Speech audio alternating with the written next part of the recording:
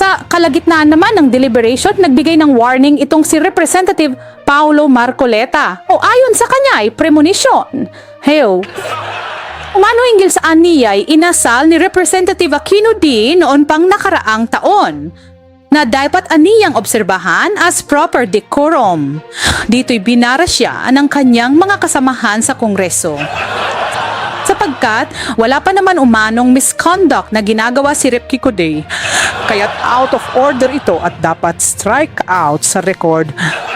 Halos lahat ay natawa na lamang sa sitwasyon at ayon sa mga kritikong nakapanood, mukhang nag-binge watching ng movie si Marcoleta kagabi. Ng back-to-back na Minority Report and Final Destination.